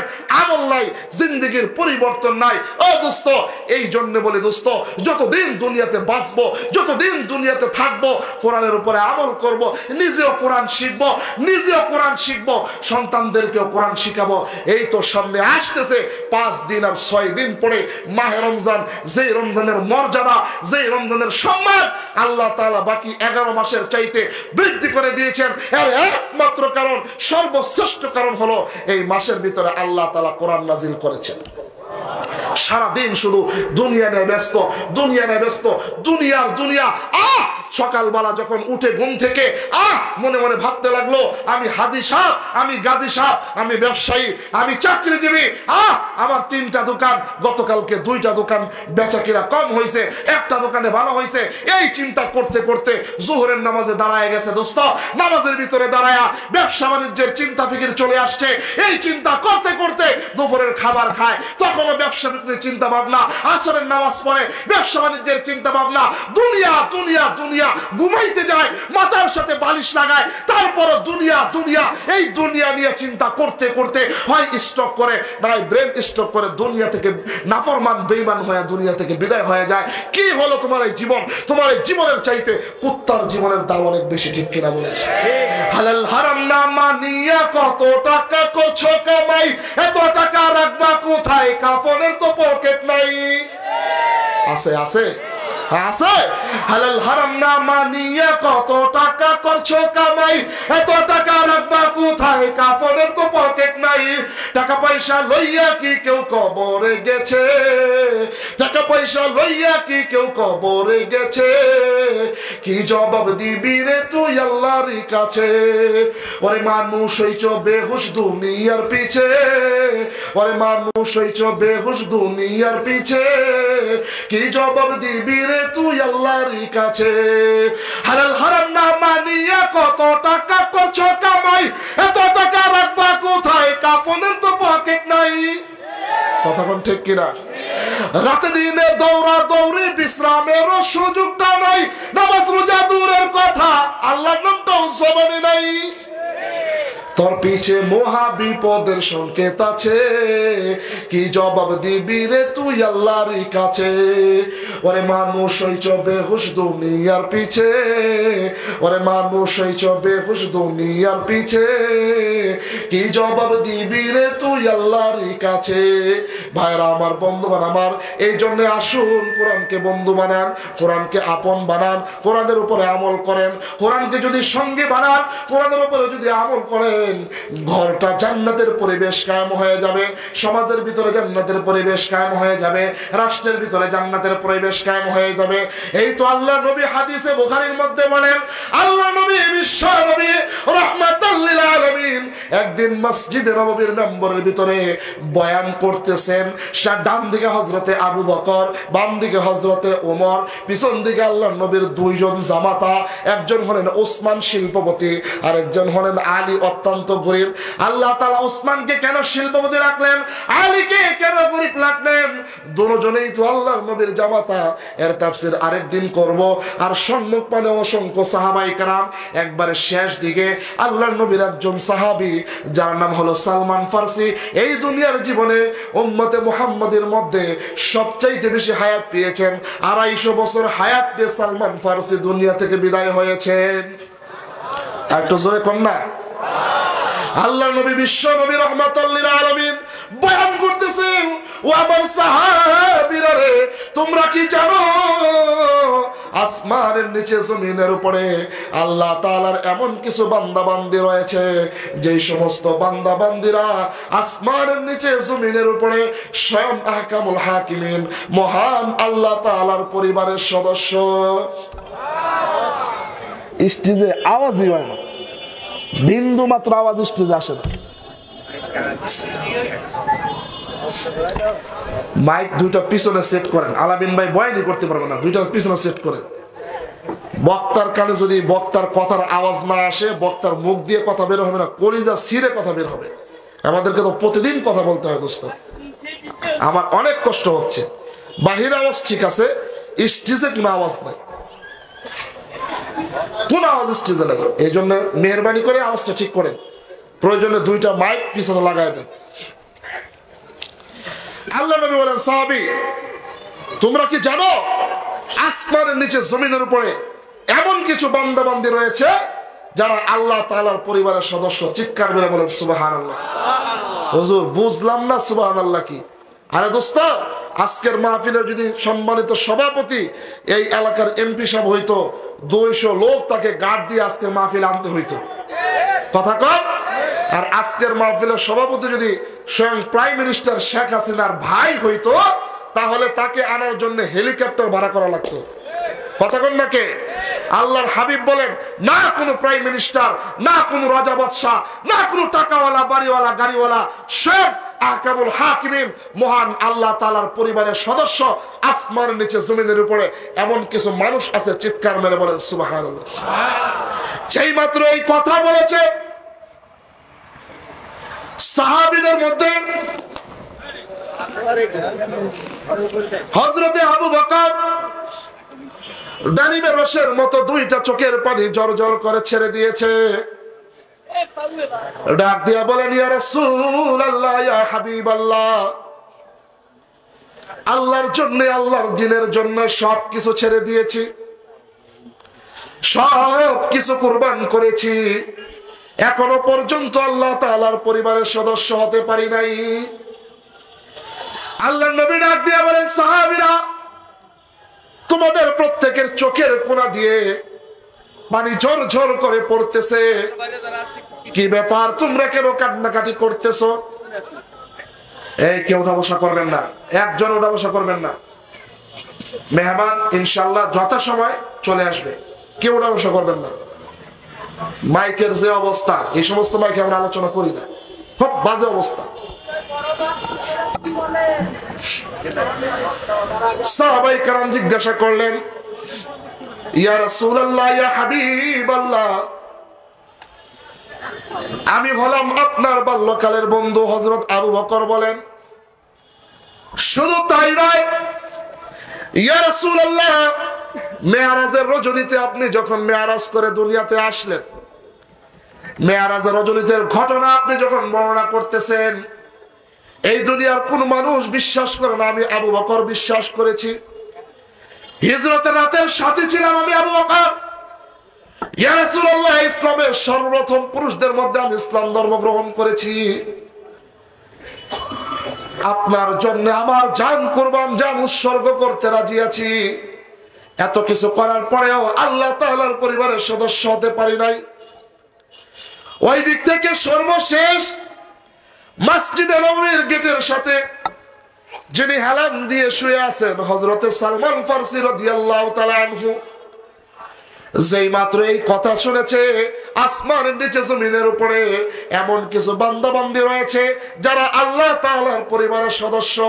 সালমান ফারসি বাচ্চাদের মতো মাটির মধ্যে হামাগুড়ি দিয়ে দুই চোখের পানি ছেড়ে বুকের ভিতরে থাপড়া থাপড়ি করতে লাগলো, আর ডাক দিয়া বলতে লাগলো, ইয়া রাসূলুল্লাহ, ইয়া হাবিবাল্লাহ, ওগো আল্লাহর নবীজি, ইসলাম ধর্ম গ্রহণ করার কারণে আমি নারী ছেড়েছি, বাড়ি ছেড়েছি, গাড়ি ছেড়েছি, মা বাবাকে ছেড়েছি, সব কিছু বিসর্জন দিয়েছি, এখনো পর্যন্ত আল্লাহ তাআলার পরিবারের সদস্য হতে পারি নাই। যেই মাত্র এই কথা বলেছে, আল্লাহর নবী মসজিদে নববীর মেম্বার থেকে উঠে সাহাবায়ে কেরামদেরকে রাস্তা করে ফাঁক হয়ে ওই সর্বশেষ কাতারে যায় সালমান ফারসিকে গড়াগড়ি থেকে উঠায়া বুক মুবারকের সাথে মিশায়া কপালের মধ্যে চুমু খায়া বলে, ওরে সালমান, মা ইউবকি কাশা, কিসে তোমাকে কাঁদায়, কেন তুমি কাঁদো? এমনিতেই সালমান ফারসি ডাক দিয়া বলেন, ইয়া রাসূলুল্লাহ, ইয়া হাবিবাল্লাহ, ও আল্লাহর নবীজি, আপনি বলেছেন আসমানের নিচে জমিনের উপরে এমন কিছু বান্দা বান্দি রয়েছে যারা আল্লাহ তাআলার পরিবারের সদস্য। আপনি বলেন না গো, আর কি করলে পরে আল্লাহ তাআলার পরিবারের সদস্য হয়ে যাবে?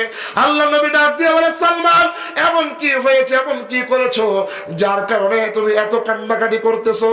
সালমান ফারসি ডাক দিয়ে বলেন, ইয়া রাসূলুল্লাহ, ইয়া হাবিবাল্লাহ, ও আল্লাহর নবীজি, আমি কেন ইসলাম ধর্ম গ্রহণ করেছি? আমার দেশ হলো শাম দেশের মধ্যে, আমি কেন মসজিদে নববীর মধ্যে মদিনার ভিতরে আসা যাওয়া করি? আমার বাবা জেনে গিয়েছে, আমার বাবা আমাকে ডাক দিয়া বলে, ওরে সালমান, মদিনাওয়ালার দরবার ছেড়ে দিতে হবে, না হয় আমার বাড়ি ঘরে ছেড়ে দিতে হবে। আমার বাবা আমাকে ঘোষণা দিয়েছে, ওরে বাবা, আমি যদি মদিনাওয়ালার ধর্ম ছেড়ে না দেই, ইসলাম ধর্ম ছেড়ে না দেই, তাহলে আমার কি শাস্তি হবে? আল্লাহর নবীর সাহাবী সালমান ফারসি ডাক দিয়া বলে, আমার বাবা বলেছে যদি ইসলাম ধর্ম না ছেড়ে দাও, মদিনাওয়ালার ধর্ম না ছেড়ে দাও, তাহলে তোমাকে বাড়ি ঘর থেকে ত্যায্যমুক্ত করে দিব, সন্তান থেকে ত্যায্যমুক্ত করে দিব, তোমাকে সমস্ত সম্পত্তি থেকে ত্যায্যমুক্ত করে দিব। ইয়া রাসূলুল্লাহ, আপনি জানেন নি গো, আমি আমার বাবাকে ঘোষণা দিয়েছি, ওরে বাবা, তোমার বাড়ি ঘর কেন, তোমার ধন সম্পদ কেন, প্রয়োজনে তাম দুনিয়া ছেড়ে দিতে পারি, একটা মুহূর্তের জন্য রাসূলের দরবার ছাড়তে রাজি নই। আর একটু জোরে কন্যা, সাহাবীরা কি ছিলেন? সূরা হাশর মুজাদালার শেষ আয়াতে আল্লাহ তাআলা বলেন, রাদিয়াল্লাহু আনহুম ওয়া রাদু আন, সাহাবীরা আমার উপরে খুশি, আমি আল্লাহ সাহাবীদের উপরে খুশি। সূরা বাকারার প্রথমেই আল্লাহ তাআলা বলেন, আমিনু, হে কিয়ামত পর্যন্ত আনেওয়ালা ইমানদার বান্দা বান্দিরা, তোমরা ঈমান আনো, কামা আমানান নাস, আই আস-সাহাবী, তোমরা আমার হাবিবের সাহাবী যেইভাবে ঈমান এনেছে ঠিক সেইভাবে তোমরা ঈমান আনয়ন করো। ও দোস্ত, আজকে কলিজা ছিঁড়ে যায়, আজকে কলিজায় দারুণ ব্যথা হয়, সেই সাহাবাই কেরামদেরকে নিয়ে সমালোচনা করা হয়। আমাদের মতো কিছু টুপিওয়ালা দাড়িওয়ালা যারা সাহাবাই কেরামদের বিরুদ্ধে কথা বলে, যেই সাহাবাই কেরাম কোরআনের জন্য বাড়িঘর ছেড়েছে, দিন ছেড়েছে, স্ত্রী ছেড়েছে, সন্তান ছেড়েছে, সম্পত্তি ছেড়েছে, টাকা পয়সা ছেড়েছে, সেই সাহাবাই কেরামের বিরুদ্ধে যেই সমস্ত মানুষেরা জবান খুলে কথা বলে, বিরুদ্ধাচরণ করে, খোদার কসম করে বলি, আপনারা তওবা করে মাপ চেয়ে নিজেকে শুধরিয়ে নেন। যদি আবারও সাহাবায়ে কেরামের বিরুদ্ধাচরণ করে, আমার নবীর বিরুদ্ধাচরণ করে, শান্তিকালী যুব সমাজ নয়, বাংলার আলোচকের আছে, যেই সমস্ত রাস্তিকার মুরতাদ আমার নবীর বিরুদ্ধে জবান খুলবে, তার জিহ্বা ছেড়ে শান্তিকালী কুত্তা দিয়ে খাওয়াইতে কারা কারা রাজি আছো? আমার মালিককে দুই হাত তুলে দেখিও।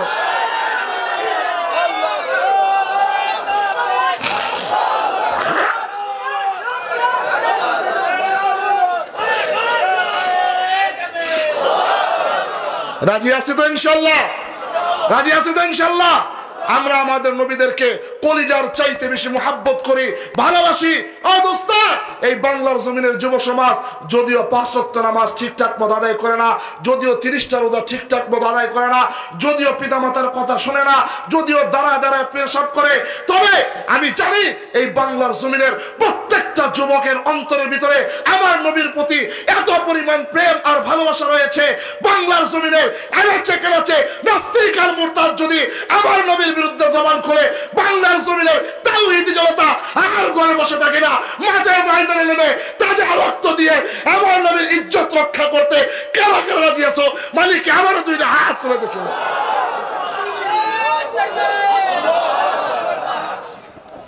কি শেষ এক নারে তাকবীর দিয়া, হাই হাই হাই,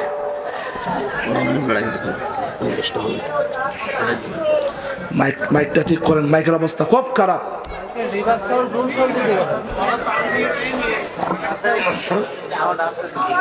ও দোস্ত সালমান ফার্সি ডাক দিয়া বলেন, ইয়া রাসূলুল্লাহ, আমি আমার বাবাকে বললাম, বাবা আপনার বাড়িঘর নয়, আপনার সম্পত্তি নয়, তাম দুনিয়া ছেড়ে দিতে পারি, একটা মুহূর্তের জন্য ইসলাম ছাড়তে রাজি নাই। একটু জোরে করুন না সুবহানাল্লাহ। ইয়া রাসূলুল্লাহ, বিশ্বাস করবেন, যেই মাত্র বলছি বাবা তুমি আমাকে ত্যায্যপুত্র করে দিতে পারো, সব শেষ করে দিতে পারো, আমি রাসূলের দরবার ছাড়তে রাজি নই। ইয়া রাসূলুল্লাহ, ঠিক সেই মুহূর্তে আমার বাবার ডান পায়ে যত শক্তি আছে সমস্ত শক্তি প্রয়োগ করে আমার পেটের ভিতরে একটা লাথি মারছে। যেই মাত্র লাথিটা মারছে, আমার পেটের ভিতরে ক্ষুধার যন্ত্রণা, আরেকদিকে পেটের লাথি সহ্য করতে না পেরে আমি দাঁড়ানো থেকে বসে গেছি। বাবার পাটা জড়ায় ধইরা বললাম, বাবা আমি তোমার সন্তান, তুমি আমার জন্মদাতা পিতা, অন্যায় করে থাকলে, অপরাধ করে থাকলে শাস্তি দেওয়ার ক্ষমতা তোমার রয়েছে। একটা দুইটা নয়, লক্ষ লক্ষ লাথি আপনি আমাকে মারতে পারেন। দিলটা নরম করে দিবেন, চোখের দুইটা পানি আসে কিনা একটু ছেড়ে দিবেন। ডান পাউটা পেঁচাই ধরে বললাম, বাবা প্রয়োজনে একটা দুইটা নয়, শত লাথি তুমি আমাকে মারতে পারো। ওরে বাবা, তারপর ইসলাম ধর্ম ছাড়তে আমাকে ছাইরো না, বইল না। ইয়া রাসূলুল্লাহ, বিশ্বাস করেন গো, আমি আমার বাবার ডান পাউডা জড়ায় ধইরা বলতেছি, বাবা যত মনে চায় তুমি আমাকে লাথি মারো, কিন্তু ইসলাম ধর্ম ছাড়তে আমাকে বইলো না। ইয়া রাসূলুল্লাহ, আমার বাবা আরো কঠিন হয়ে গিয়েছে, যখনই বলেছি ইসলাম ধর্ম আমাকে ছাড়তে বইলো না, ঠিক সেই মুহূর্তে আমার বাবা আরেকটা লাথি আমার কাঁধের মধ্যে মেরেছে বাম পাও দিয়ে। যেই মাত্র কাঁধের মধ্যে আমার বাবা দ্বিতীয় লাথি মেরেছে, আমি বসা থেকে শুয়ে গেলাম। ওরে আমি বাসা থেকে শুয়ে গেলাম, আর সহ্য করতে পারলাম না। আমার বাবা দুইটা পাও দিয়া সমস্ত শক্তি প্রয়োগ কইরা ফুটবলের মতো আমাকে একের পর এক লাথি মারতেছে। লাথি মারতে মারতে মারতে মারতে আমার বাবা যখন ক্লান্ত হয়ে গেল, ইয়া রাসূলুল্লাহ, ইয়া হাবিবাল্লাহ, আমার বাবা যখন ক্লান্ত হয়ে গেল, আর কথা বলতে পারতেছে না, শরীরের ভিতরে আর শক্তি আনতেছে না, আমার বাবা লাথি মারতে মারতে মারতে মারতে গেটের শেষ প্রান্তে আমার বাবা মাকে নিয়ে আসছে। আমাকে ডাক দিয়া বলে, সালমান, আজ থেকে তুই আমার সন্তান নয়, আমি তোর বাবা নয়, এখন থেকে সন্তান আর বাবার সম্পর্ক ছিন্ন করে দিলাম। ইয়া রাসূলুল্লাহ, বাবা আমাকে মারতে মারতে মারতে মারতে ঘর থেকে বের করে দিয়েছে। একদিকে ক্ষুধার যন্ত্রণা, আর একদিকে ব্যথা নিয়া জনম দুঃখিনী মার সামনে দাঁড়াইলাম। ইয়া রাসূলুল্লাহ, জানেননি গো, মনে মনে ভাবতে লাগলাম, এই পৃথিবীর সবাই যদি বিদায় করে দেয়, পৃথিবীর কোন মা তার সন্তানকে বিদায় করতে পারে না। আর যেই মা 10 মাস 10 দিন ভাড়াটিয়ার মতো গর্ভধারণ করেছে, কলস কলস রক্ত অতিবাহিত করে দুনিয়ার আলো বাতাস দেখাইছে, যেই মা কত কষ্ট করে 2 বছর 2.5 বছর রক্ত আর পানি দুগ্ধ বানায় খাওয়াইছে, আরে কতদিন মা খায় নাই, কত রাত মা ঘুমায় নাই, ওই মার কাছে গেলে পরে মা কিছু খাবারের ব্যবস্থা করবে, আমাকে ঘরের মধ্যে জায়গা দিবে। ইয়া রাসূলুল্লাহ, এই আশা নিয়ে মার সামনে দাঁড়াইলাম। ইয়া রাসূলুল্লাহ, মা আমাকে দেখার সঙ্গে সঙ্গে দরজাটাকে লাগায়া দিল, জানালাটাকে বন্ধ করে দিল। আমার মা আমাকে ডাক দিয়া বলল, ওরে কুলাঙ্গার সন্তান, আজ থেকে তুই আমাকে মা বলে ডাক দিবি না। আমি ডাক দিয়া বললাম, মা, ওরে মা, কি অন্যায় করেছি, কি অপরাধ করেছি, মা গো তুমি কেন তোমার চাঁদ মাখা মুখ আমাকে দেখাও না? মা, কত কষ্ট করে আমাকে জন্ম দিয়েছো, কত কষ্ট করে আমাকে তুমি লালন পালন করেছো। ইয়া রাসূলুল্লাহ, বিশ্বাস করবেন দিও, ভিতর থেকে আমার মা আমাকে ডাক দিয়া বলে, ওরে সালমান, আমি তোর সংসার করি না, আমি তোর ভাত খাই না, তোর বাবা যেইভাবে থাকবে, যেই কথা বলবে, আমি মা তোর বাবার কথার উপরে অটল থাকবো। আজ থেকে মা আর সন্তানের সম্পর্ক ছিন্ন করে দিলাম। ইয়া রাসূলুল্লাহ, বাবা আমাকে বিদায় করে দিল, মা আমাকে বিদায় করে দিল। খোদার যন্ত্রণা আর ব্যথা নিয়ে, পিতা মাতার থেকে কষ্ট পেয়ে আমি আমার স্ত্রীর কাছে চলে গিয়েছিলাম। ওরে দোস্ত, কে বলেছে স্ত্রী তোমাকে প্রাণের চাইতে বেশি ভালোবাসে? আরে যে স্ত্রী কতদিন কত রাত তরকারি মাখায়া খাবারে লোকমা উঠায় দিয়েছে, স্বার্থে আঘাত লাগলে করোনার সময় ইতিহাস হয়ে গিয়েছে, স্বামীর করোনা হয়েছে, পিছনের দরজা দিয়ে স্ত্রী বাবার বাড়ি চলে গিয়েছে। কথা কন না কে? সালমান ডাক দিয়া বলেন, ইয়া রাসূলুল্লাহ, আমি গেলাম আমার স্ত্রীর কাছে। আমার স্ত্রী আমাকে ডাক দিয়ে বলেন, ওরে সালমান, আজ থেকে তোমার সাথে আমার বৈবাহিক সম্পর্ক ছিন্ন করে দিলাম। আজ থেকে তুমি আমার স্বামী নয়, আমি তোমার স্ত্রী নয়। ইতিহাসের কিতাবের ভিতরে লেখে, সালমান ফার্সি ডাক দিয়া বলে, স্ত্রী আমি কি অন্যায় করলাম? আমার স্ত্রী ডাক দিয়া বলে, ইয়া রাসূলুল্লাহ, স্ত্রী ডাক দিয়া বলে, তুমি কেন ইসলাম ধর্ম গ্রহণ করেছো? আগামীকাল থেকে আমি আরেক স্বামী গ্রহণ করব, মুশরিক স্বামী গ্রহণ করব, তোমার সাথে আর আমি সম্পর্ক রাখবো না, সম্পর্ক ছিন্ন করে দিলাম।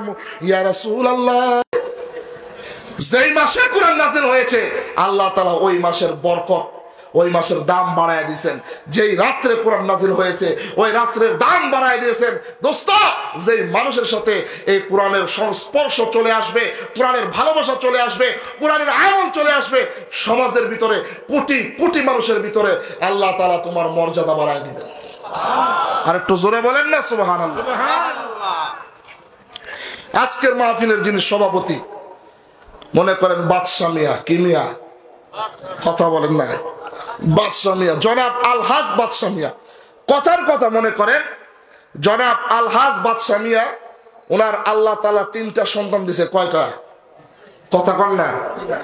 একটা সন্তানরে ডাক্তার বানাইছে, ল্যাবের হাসপাতালে বসে 2000 টাকা ভিজিটে হার্ট বিশেষজ্ঞ হাড়ের রোগী দেখে। আচ্ছা কমচেন দিহি, হাড়ের ডাক্তার বানাইতে গেলে কয় লাখ টাকা লাগে? কথা কম। মনে করেন আবুল বাশার সাহেব ব্যাংক ব্যালেন্স যত টাকা আছে সমস্ত টাকা খরচ করে আবুল বাশার সাহেব বড় ছেলেকে ডাক্তার বানাইছে, ব্যাংক ব্যালেন্সের সমস্ত টাকা খরচ করে, ক্যাশ টাকা। এখন উনি ধানমন্ডিতে বসবাস করে, এই শান্তিখালীতেও আসে না। আবুল বাশার সাহেব আর তার স্ত্রীর খবরও নেয় না। 2 নম্বর ছেলেকে ইঞ্জিনিয়ার বানাইছে। ইঞ্জিনিয়ার বানাইতে গিয়া এই শান্তিখালী গ্রামের ভিতরে যত ক্ষেত খামার আছে, জমি জমা আছে, সব কিছু বিক্রি করে দিয়েছে আবুল বাশার সাহেব। বিক্রি করে 2 নম্বর সন্তানকে ইঞ্জিনিয়ার বানাইছে। আমার পুরান ঢাকায় জিঞ্জিরায় বসবাস করে, শান্তিখালী আর কোনো খোঁজখবর নেয় না। 3 নম্বর সন্তানকে ব্যারিস্টার বানাইছে। ব্যারিস্টার বানাইতে গিয়া আবুল বাশার সাহেবের বাড়িঘর যা আছে সব কিছু বিক্রি করে, স্বামী স্ত্রী বুড়া বয়সে একটা খাট ফালানো যায় এতটুকু ছোট্ট একটা ঘর রাইখা সব বিক্রি কইরা বড় সন্তানরে ডাক্তার, 2 নম্বর সন্তানরে ইঞ্জিনিয়ার, 3 নম্বর সন্তানরে ব্যারিস্টার বানাইছে। ও দোস্ত, 70-60 বছর বয়সে আবুল বাশার, জনাব আলহাজ আবুল বাশার বাদশা মিয়াকে আল্লাহ তাআলা আরেকটা বৃদ্ধ বয়সে ছেলে সন্তান দান করছে। আলহামদুলিল্লাহ কন্যা। কে বুড়া বয়সে সন্তান দান করলে কি আপনারা নারাজ? হ্যাঁ, তা আলহামদুলিল্লাহ আসতে কইলেন যে, আরো জোরে কন্যা।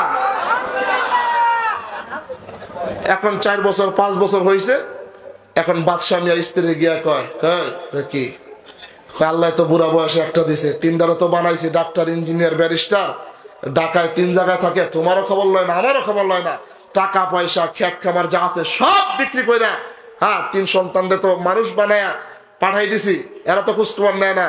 আল্লাহ বুড়া বয়সে একটা দান করছে, এটারে কি করবো? তুমি এরা জানো কি করবা? 3টারে বানাইছো ঢাকায়, এটারে কি সুর বদমাস বানাইবা? মনে বড় কষ্ট। বাদশা মিয়া ঘুমাইছে রাইতে, সকালবেলা শান্তিখালী মসজিদে যে নামাজ পড়ছে, ইমাম সাহেবের সাথে কথা কইছে, হুজুর এখন কি করতে পারি?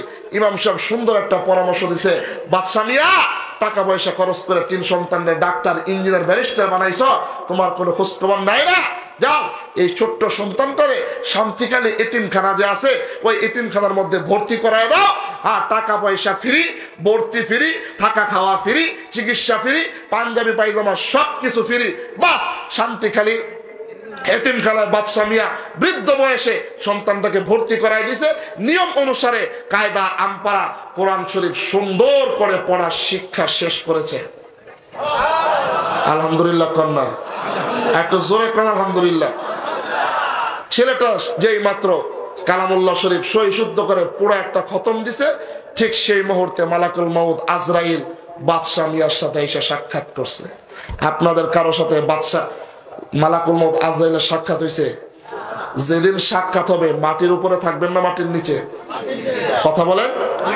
আল্লাহ তাআলা কালামুল্লাহ শরীফের মধ্যে বলেন, ওয়াজাআত সাকরাতুল মাউতি বিল হক যালিকা মা কুনতা মিনহু তাহিদ। মরণ যন্ত্রণা কত ভয়ঙ্কর! যুবক ভাইরা, বৃদ্ধ বাবাজিরা, মরণের স্বাদ আমাদেরকে গ্রহণ করতে হবে। এই দুনিয়ায় চিরস্থায়ী কেউ হব না। মরণের যন্ত্রণা কত কঠিন, কত ভয়াবহ। আল্লাহর হাবিব বলেন, এইটা বয়ান করে ওয়াজ করে এটা বোঝানোর মতো নয়। যদি কবরস্থান থেকে একজন মুরদেগানকে উঠায়া মরণের যন্ত্রণার কথা জিজ্ঞাসা করা হয়, সে যদি বর্ণনা দেওয়া শুরু করে তাহলেই বোঝা যাবে মরণের যন্ত্রণা কত কঠিন। পাহাড়ে বাদশা মিয়াকে যখন মালাকুল মাউত আজরাইল টুটিটা টেনে ধরলো, ঠিক সেই মুহূর্তে গলা কাটা মুরগির মতো জমিনের মধ্যে লাফালাফি শুরু করে দিয়েছে। দুই চোখের পানি জর্জর করে ঝরতেছে। জবান আর কথা বলে না, হাত আর লড়ে না, পা আর লড়ে না, কথা আর বলে না। এলাকার ভিতরে বাদশা মিয়ার যত বন্ধু বান্ধব রয়েছে সকলেই দেখতে আসছে। বাদশা মিয়ার স্ত্রী বৃদ্ধ বয়সে পাশে বৈশা দুই চোখের পানি লেবুর রসের মতো ফেলায়া কান্নাকাটি করে আর কোনো কথা বলে না। সাদা সিধা হইয়া বাদশা মিয়া জমিনের ভিতরে মৃত্যুর যন্ত্রণা সহ্য করতে না পেরে চোখের পানি ফেলাইতেছে। বাদশা মিয়ার বন্ধু বান্ধবরা শেষ সময় ছেলেদেরকে খবর দিছে, তোমাদের বাবা মনে হয় আর দুনিয়াতে বাঁচবে না, শেষবারের মতে বাবার সাক্ষাৎ করে যাও। ডাক্তার সন্তানের কাছে যখন খবর গিয়েছে, ডাক্তার সন্তান মনে মনে ভাবতে লাগলো, আমার বাবা শান্তিকালী বাজারের ভিতরে রোদ্রে পুরে বৃষ্টিতে ভিজে লক্ষ লক্ষ টাকা খরচ করে আমাকে ডাক্তার বানাইছে। খালি হাতে যদি শান্তিকালী আমি ঢাকা থেকে রওনা হই, এলাকার মুরব্বীরা আমাকে খারাপ বলবে, সমালোচনা করবে। ওই ডাক্তার সন্তান বাবাকে শেষ মুহূর্তে দেখার জন্য ওই ঢাকা থেকে যখন বাসে উঠবে, শান্তিখালী আসবে, 5 কেজি কমলা নিয়ে রওনা হয়েছে। 2 নম্বর সন্তান ইঞ্জিনিয়ার জিঞ্জিরায় থাকে, তার কাছেও খবর গেছে তোমার বাবার জীবনের শেষ সময় চলে আসছে, শেষবারে তোমার বাবা তোমাকে দেখতে চায়। 2 নম্বর ইঞ্জিনিয়ার সন্তান 5 কেজি কমলা নিয়ে বাবার কাছে রওনা হয়েছে। 3 নম্বর সন্তান সেও মনে মনে ভাবতে লাগলো, আরে বাবা আমাকে কত কষ্ট করে জায়গা জমি বিক্রি করে আমাকে ব্যারিস্টার বানাইছে, আমি যদি বাবার শেষ মুহূর্তে খালি হাতে চলে যাই এলাকার মুরব্বীরা আমাকে নিয়ে সমালোচনা করবে। 3 নম্বর সন্তান ওই শেষ সময় যখন বাসে উঠবে, শান্তিখালী নামবে, 5 কেজি বেদনা নিয়ে রওনা হয়েছে। 3টা সন্তান ডাক্তার, ইঞ্জিনিয়ার, ব্যারিস্টার। ও দোস্ত, আমার দিলের কানটা দিয়ে শুনবেন, 3টা সন্তান, এক ভাই আঙ্গুল ফল, আরেক ভাই বেদনা, আরেক ভাই কমলা দিয়া টাই কোট পইরা মৃত্যুর যন্ত্রণার সময় দাঁড়ায় আছে। একটু বলেন না, বাবার সাকরাতের সময় এই যে আঙ্গুল ফল, বেদনা, কমলা কি কাজে আসবে? একটু জোরে বলেন। ওই যে বৃদ্ধ বয়সে শান্তিকালী এতিমখানায় 4র্থ সন্তানটাকে পাঠিয়ে দিয়েছে, সন্তানটা সবে মাত্র কালামুল্লাহ শরীফ পড়া শেষ করেছে। ওস্তাদের কাছে গিয়া বলে, হুজুর বাড়ি থেকে আমার খবর আইছে, আমার বাবার সাকরাত শুরু হয়ে গিয়েছে, আমার বাবার মৃত্যুর যন্ত্রণা শুরু হয়ে গেছে, মনে হয় দুনিয়াতে আর বাবা বেঁচে থাকবে না, শেষবারের মতো বাবা আমাকে দেখতে চায়, হুজুর একটু ছুটি দিবেন নি গো, বাবাকে শেষবারের মতো দেখে আবার মাদ্রাসায় চলে আসবো। ওস্তাদের কাছ থেকে অত্যন্ত বিনয়ের সাথে ছুটি নিয়া কালামুল্লাহ শরীফটাকে গিলামের ভিতরে ঝুলায়া গলার ভিতরে টানায়া শান্তিখালী বাবার ঘরের ভিতরে আনা হয়েছে। প্রতিমধ্যে আমার চাচা 4র্থ সন্তানটাকে হাতের মধ্যে খাপ করে দাগ দিয়া বলে, ওরে বাচ্চা তোর বড় ভাইকে দেখলাম আঙ্গুল ফল নিয়ে রওনা হয়েছে, আরেক ভাইকে দেখলাম বেদানা নিয়ে রওনা হয়েছে, আরেক ভাইকে দেখলাম আপেল নিয়ে রওনা হয়েছে, তুমি কি নিয়ে বাবার বাড়িতে রওনা হইছো? 7 বছরের সন্তানটা ডাক দিয়া বলে, চাচা আল্লাহ রাব্বুল আলামিন হাদিসে জিবরাইলের ভিতরে নাজিল করেছে, আল্লাহর হাবিব পুরো পৃথিবীর কিয়ামত পর্যন্ত আনেওয়ালা উম্মতদেরকে জানায়া দিয়েছে, যখন পিতামাতার সাকরাত শুরু হয়ে যাবে, মৃত্যুর যন্ত্রণা যখন শুরু হয়ে যাবে, ঠিক সেই মুহূর্তে ডান পাশে যদি কোনো সন্তান বসে, ছেলে হোক আর মেয়ে হোক, কালামুল্লাহ শরীফটা খুলে সূরা ইয়াসিন তেলাওয়াত করা শুরু করে দেয়। আল্লাহ তাআলা ডাক দিয়া বলে, সূরা ইয়াসিন তেলাওয়াত করার কারণে আমি পিতা মাতার মৃত্যুর যন্ত্রণাকে মাফি করে দিব নয়, সূরা ইয়াসিন তেলাওয়াত করার কারণে সঙ্গে সঙ্গে ঈমান নিয়ে দুনিয়া থেকে বিদায় হওয়ার তৌফিক দান করে দিব। আর কি চান? হ্যাঁ দোস্ত, নিজেও কোরআন পড়েন নাই, সন্তানদেরকেও কোরআন পড়নেওয়ালা বানান নাই। আল্লাহর হাবিব বলেছেন, দোস্ত যেদিন তুমি আর আমি দুনিয়া থেকে চলে যাব, তোমার আমার সন্তান তোমার আমার কবরের সামনে বৈশা যদি একবার সূরা ফাতিহা 3 বার সূরা ইখলাস তেলাওয়াত করে, সঙ্গে সঙ্গে আল্লাহ তাআলা 40 দিনের কবর আযাব মাফ করে দিবেন। আর কি করবেন? আর কি ওয়াজ শুনবেন? সারা রাত কি ওয়াজ শুনবেন? আমল নাই, জিন্দেগির পরিবর্তন নাই। দোস্ত এই জন্য বলি দোস্ত, যতদিন দুনিয়াতে বাঁচবো, যতদিন দুনিয়াতে থাকবো, কোরআনের উপরে আমল করব, নিজেও কোরআন শিখবো, নিজেও কোরআন শিখবো, সন্তানদেরকেও কোরআন শিখাবো। এই তো সামনে আসতেছে 5 দিন আর 6 দিন পরে মাহে রমজান, যেই রমজানের মর্যাদা, যেই রমজানের সম্মান আল্লাহ তাআলা বাকি 11 মাসের চাইতে বৃদ্ধি করে দিয়েছেন। এর একমাত্র কারণ, সর্বশ্রেষ্ঠ কারণ হলো এই মাসের ভিতরে আল্লাহ তাআলা কোরআন নাজিল করেছেন।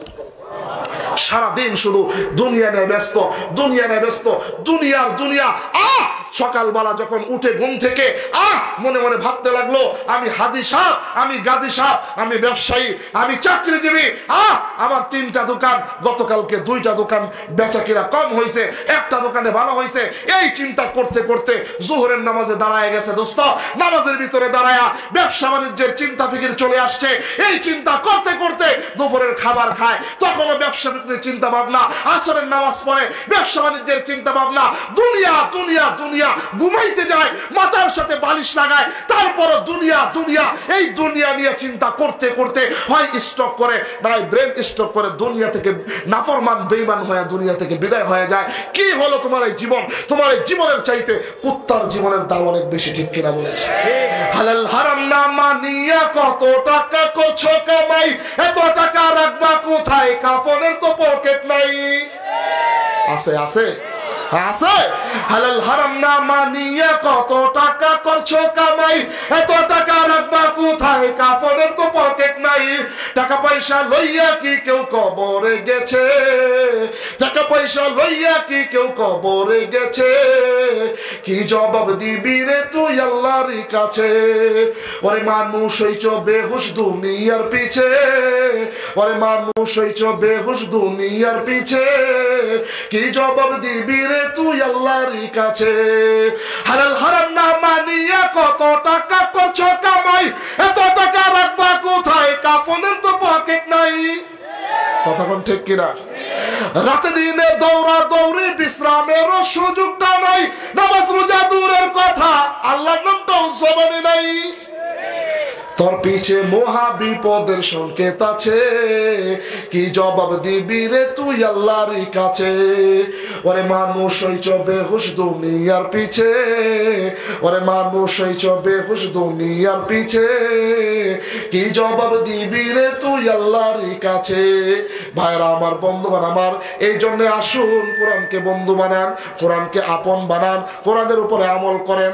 কোরআনকে যদি সঙ্গী বানান, কোরআনের উপরে যদি আমল করেন, ঘরটা জান্নাতের পরিবেশ কায়েম হয়ে যাবে, সমাজের ভিতরে জান্নাতের পরিবেশ কায়েম হয়ে যাবে, রাষ্ট্রের ভিতরে জান্নাতের পরিবেশ কায়েম হয়ে যাবে। এই তো আল্লাহ নবী হাদিসে বুখারীর মধ্যে বলেন, আল্লাহ নবী বিশ্ব নবী রাহমাতাল লিল আলামিন একদিন মসজিদে নববীর মেম্বরের ভিতরে বয়ান করতেছেন। ডান দিকে হযরতে আবু বকর, বাম দিকে হযরতে ওমর, পিছন দিকে আল্লাহ নবীর 2 জন জামাতা, একজন হলেন ওসমান শিল্পপতি আর একজন হলেন আলী অত্যাচার অত্যন্ত গরিব। আল্লাহ তাআলা ওসমানকে কেন শিল্পপতি রাখলেন, আলীকে কেন গরিব রাখলেন? দুজনেই তো আল্লাহর নবীর জামাতা। এর তাফসীর আরেকদিন করব। আর সম্মুখ পানে অসংখ্য সাহাবায়ে কেরাম। একবারে শেষ দিকে আল্লাহর নবীর একজন সাহাবী যার নাম হলো সালমান ফার্সি, এই দুনিয়ার জীবনে উম্মতে মুহাম্মাদের মধ্যে সবচাইতে বেশি হায়াত পেয়েছেন। 250 বছর হায়াত পেয়ে সালমান ফার্সি দুনিয়া থেকে বিদায় হয়েছেন। একটু জোরে কন্যা।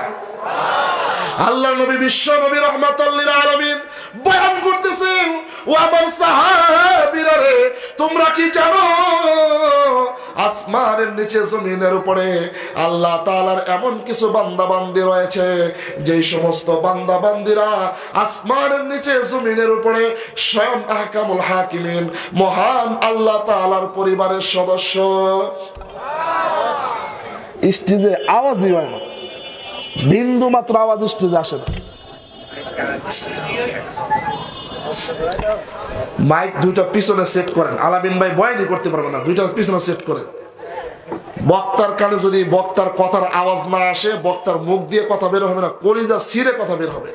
আমাদেরকে তো প্রতিদিন কথা বলতে হয় দোস্ত, আমার অনেক কষ্ট হচ্ছে। বাহির আওয়াজ ঠিক আছে, স্টেজে কোনো আওয়াজ নাই,